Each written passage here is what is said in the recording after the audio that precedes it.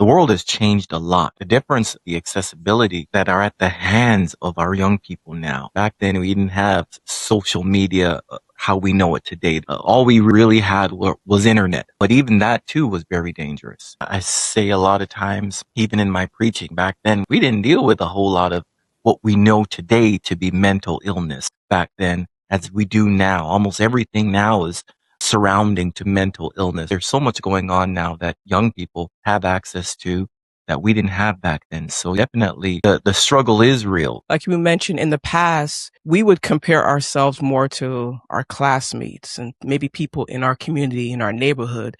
But today, young people are comparing themselves to millions of people. But today, they're being inundated with million different images and different lifestyles, different comparisons.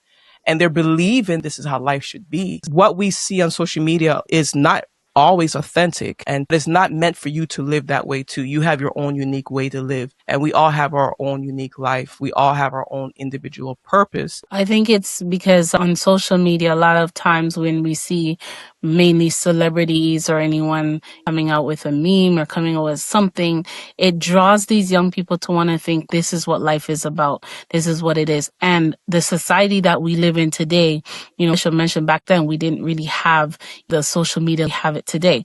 But now social media has become a big part of these young people's lives that it tells them that this is what you're supposed to look like. This is what you're supposed to do. This is what you're supposed to be into these days. So they have different eras that these young people tend to fall in. And these eras that you're in defines who you are, basically. And that's how the young people look at it. So depending on the type of era that is now out, everybody's trying to conform to that. These young people are trying to fit in, because a lot of times we see that young people are being bullied if they're not a certain way, or they're not in that era, or if they're not following the trend. Nowadays, no one wants to be a trendsetter. Everybody wants to be a follower, because it's what's getting the money. It's what's making you famous. It's what's giving you a lot of followers. It's what's giving you likes and all of that.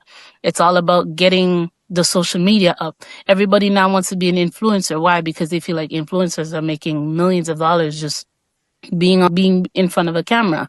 So you have to fit in by doing what people like. So sometimes it's not even the lifestyle of that person, but because it's what people like to see or what draws the attention, and that everybody's trying to get a quick come up.